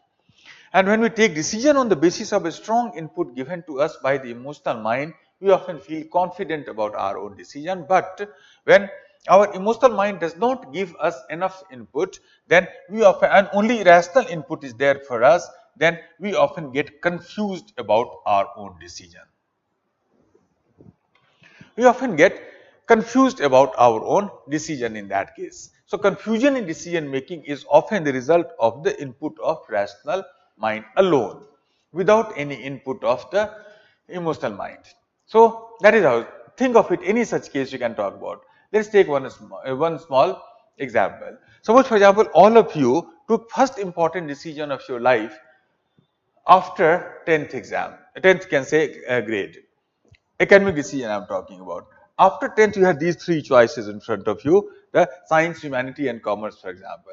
How many of you were very confident about your choice that I have to study this subject only? That is an interesting thing, that Many students say in my class, sir, I was very confident, I have to study only this subject. Some people are very confused about it. In Delhi, you know that every year, in this time of the year, a large number of students from throughout the country come to take admission in DU. Now, I meet many of them every year.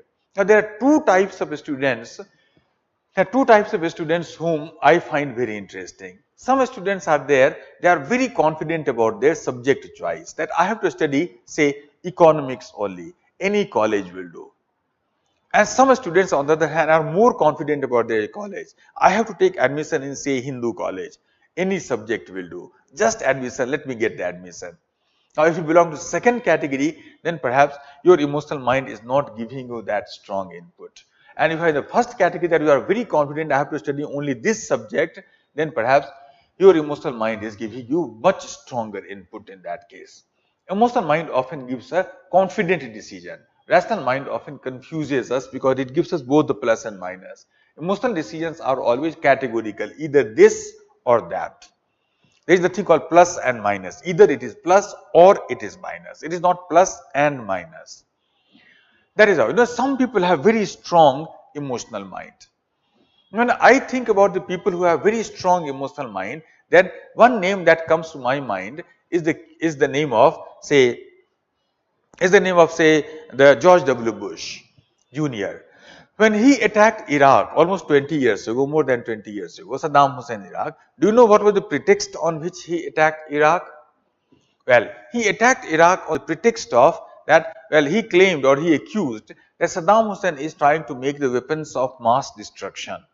And he claimed that the world is tolerating many dictators, but difference between the other dictators and Saddam Hussein was that Saddam Hussein was trying to make weapons of mass destruction, and a dictator like him cannot be allowed to have such a weapon. On this ground, he attacked Iraq. After the attack was successful, Saddam Hussein was killed, then he found that there was no such evidence was found that Saddam Hussein was actually trying to make weapons of mass destruction. Saddam Hussein was not actually trying to make any such weapon. So, the reason for which, cause for which you can say you attacked Iraq was the wrong reason. Then after, as a rational person, you should have accepted that your decision to attack Iraq was a wrong decision. Now, after that, I remember I read one interview of George W. Bush. In that interview, the interviewer asked him that you attacked Iraq, Saddam Hussein, on the basis of a pretext, and which accusation which was found to be false. Then, do you think that your decision to attack Iraq was a wrong decision? Or, let me paraphrase the question. Interviewer asked him, let me paraphrase the question, that if you have to take that decision today, would you take a different decision?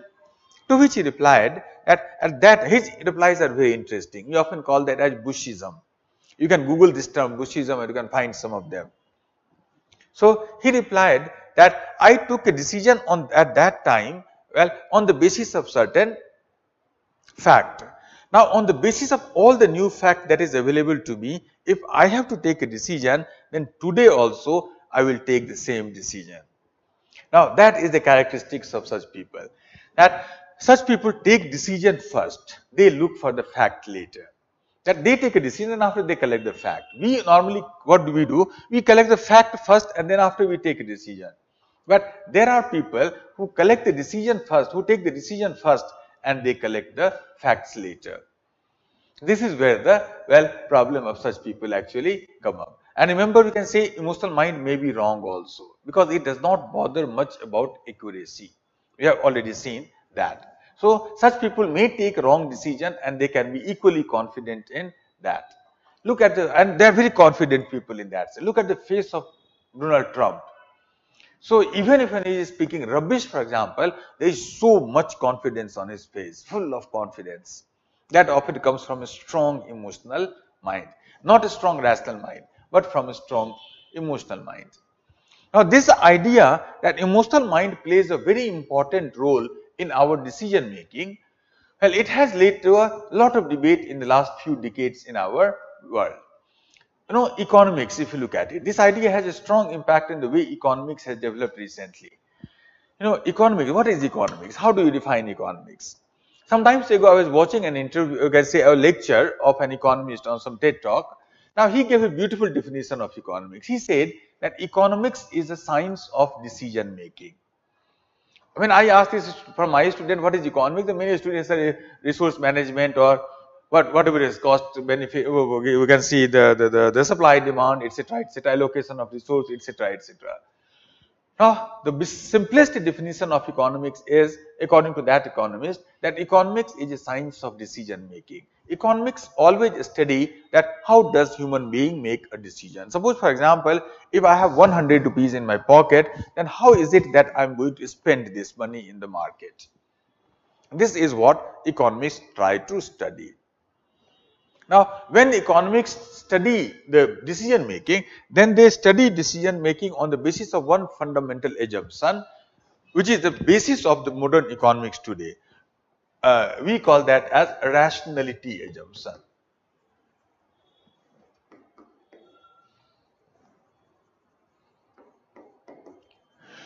We call that as rationality assumption. Human beings are rational in Bentham sense. So, we always take decision in such a manner to maximize our benefit and minimize the cost.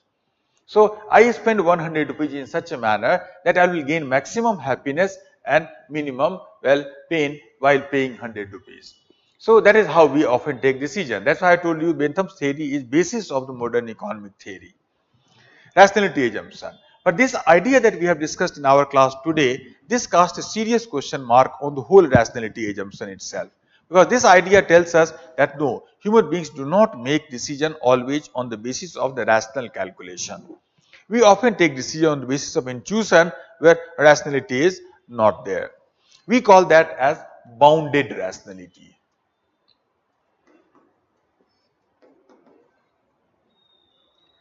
Our rationality is bounded by many factors, most important being the emotional mind. In this area, some of the very important research was done by the people like, say, you can say Daniel Kahneman. Have you heard the name of Daniel Kahneman? Some of you may have heard his name.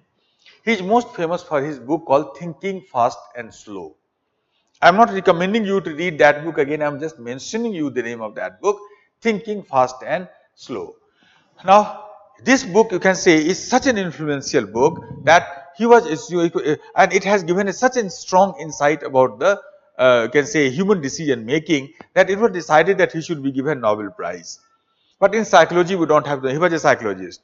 In psychology we do not have a Nobel Prize, so he was given Nobel Prize in the field of economics because his idea was extremely influential in the modern economics as well, decision making. He was given first psychologist who got a Nobel Prize in the field of economics. So, he was the person who actually called emotional mind as system 1 or system 2, fast mind, slow mind. I can say, I will not again recommend you to read that book, but if you want to know more about his ideas, then you can watch a Google talk in which he has given a talk, you can say 1 hour 2 minutes talk is there on thinking fast and slow. That will give you some idea about what we are talking about here. So, this is what is this thing in a way. So, this Richard, you can say Richard Thaler is another one who had got the Nobel Prize in that case. So, many people have, so this whole field of study is today called as economics and psychology combined, we call that as behavioral economics. To study the decision making of the human behavior, human beings by taking emotional side into consideration as well. Now, finally, last one. What was the, let's talk about that person. What was the problem in that person that I'm talking about? This you can say the corporate lawyer. Now, problem with him was that suppose if you look at this whole thing further, then suppose this is your can say rational mind, neocortex, and suppose this is your amygdala, and this is the working memory where decision making happens. And amygdala is connected to the working memory through a thick nerve, as we have seen in the previous topic also, through which amygdala provides its input maybe. Now, while doing that surgery, well, this nerve was somehow broken, cut. Doctors do not know about that, but this is somehow broken. So, this is person stopped getting the input of his emotional mind. His mind has become completely rational. This was simply lost to him. So, he stopped getting intuition at all. He became completely rational like a computer. So, what is the difference between our thinking and computers thinking? Computers think only on the basis of the calculation, and we on the basis of, on the other hand, often think on the basis of intuition. Intuition play a bigger role in our decision making in that sense. And intuition is much powerful than the rational calculation. Think of it. Suppose for example, if you play computer with a chess with a computer, then you know before making a move, a computer can make a million calculation. Do you make a million calculation before making a move in a chess game? Of course not. You just look at the board and suddenly it occurs, oh, let me make this move. And your moves are better than the computer's move most often if you are an expert player. So we have this intuition and computers do not. That is why we can say it's difficult, such a difficult thing for a computer to beat us if you are an expert player in that case. This person's thinking became more like computer's thinking. He stopped getting intuition. He became completely like a computer, well, doing calculation all the time rather than having a value, weightage or potency that can help us which decision is better. That was a problem with that person. So this is how self-awareness actually leads to all of these things. Now last important thing that we will talk about is, change the paragraph and after write further, our ability to have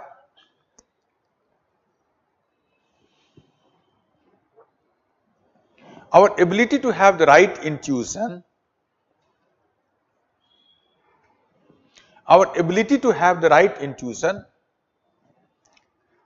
plays an important role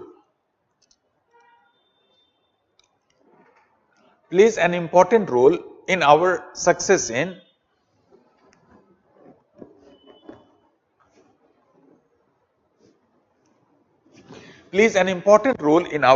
in any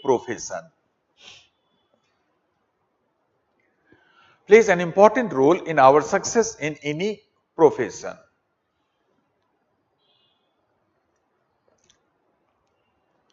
So that is the next important thing. The idea here is that this intuition is not only about day-to-day activity. Professional life also is determined by that. It is normally seen that people who succeed in any job or any profession, intuition plays a very important role in that. So, for example, you must have seen that there are some doctors, for example, I have seen some doctors, very expert doctor, good doctor, successful doctor, well, they look at the face of a patient or see their nerve pulse, for example, and suddenly they get a feeling that this person has a problem in his kidney or lungs. And they give a test on that, and more often than not, their suggestion turns out to be right. Some doctors, on the other hand, well, give 10 tests on you and they never get the right answer. And some doctors give one test on you and that is the, well, the solution here. How is that? By looking at some part of your body, maybe they get the intuition that this person have a, you can say, problem in this part of his body. You know, I was reading a book some times ago about, in which there was a chapter on Sherlock Holmes. You must have read the stories of Sherlock Holmes.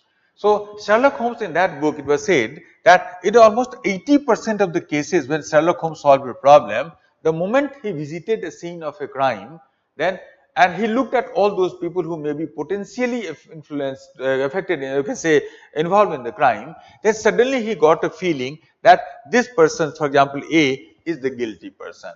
And then after, suddenly he had the feeling. And on that intuition, well, that intuition guided his decision. You can say then the rest of the investigation was just focused on gathering evidence against that person. And 100% of the case, his intuition turned out to be right. Now, Sherlock Holmes was a fictional character. He can be 100% right. But even in real life also it is found that most successful police officers are the ones, they have very strong intuition about the investigative matters, crime related matters. Because as a police officer, when you go to a scene of a crime, then initially you don't know anything. Of course, you are new person. So initially you have to throw arrow in the dark. But some police officers throw arrow in the dark in such a manner that it hits the target. And some police officers keep on throwing arrow everywhere, it does not hit the target. How is it that some officers are so good in finding out who is the criminal? Well, intuition plays a role in that. Intuition tells them, okay, this person is a guilty person, he may not be. Looking at some aspect of his behavior, they doubt that this person may be guilty, he may be innocent person. That often guides their decision or investigation, that I should move in this direction in the investigation, not in that. That is useless. That is where I should focus on.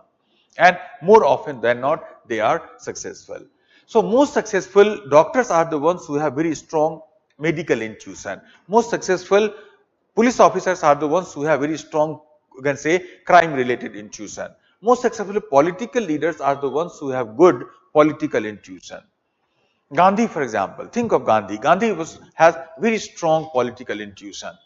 In 1901, I remember one thing, that in 1924, when all the leaders of the Congress were of the opinion that Congress should start a new movement like civil disobedience. But Gandhi had a strong intuition, conviction that India is not ready for a big movement right now. So he single-handedly opposed all of them. 4 years later, well, in 29, when Gandhi thought that India is ready for a big movement, then he started such a big movement like civil disobedience by such a simple act like Dandi March. I remember when he announced his Dandi March, then many people in America, Europe, Britain, etc., they wrote against Gandhi, Gandhi, this old man has gone mad. He is trying to fight the mightiest empire in the world by making a few kilograms of salt. And you know how successful that movement was. So Gandhi had this feeling, this intuition that, well, salt can be an issue on which I can mobilize the whole country. And he was able to do that. His choice of charkha as a symbol of national movement was also a very intuitive choice in that case. So good political leader must select good symbol, for example, political symbol, a good issue to mobilize people on, and they are able. That is what makes them successful leader. Every field of knowledge, every field of activity, intuition plays a role. Most successful cricket players are the ones who have very good cricketing intuition. In cricket, you know, for last 20 years, there is one player who is known to have good intuition again. I hope you remember his name. He is rather MS Dhoni, Mahendra Singh Dhoni. He is known to have very strong cricketing intuition. Who can forget that game? Which game it was? The final of some World Cup, I think T20 World Cup 2007-8. Last over was there, and India final game, last over, and India was a very precarious situation, win or lose, do and die situation. And in that time, at that time, he gave ball to a new player, I think Joginder Sharma. When he gave ball to that new player, Joginder Sharma, then I remember everybody was shocked. What had he become mad? That such a crucial point, and you are giving ball to a new player. There are so many experienced players there. But he had this intuition that in this precarious situation, perhaps a new player can work better than an old one. And his intuition turned out to be right. India won that game. You know, I remember a few years ago, even when the Virat Kohli was the captain of Indian team and he was the wicket keeper, then Virat Kohli always used to ask him for a suggestion before taking a decision about the DRS.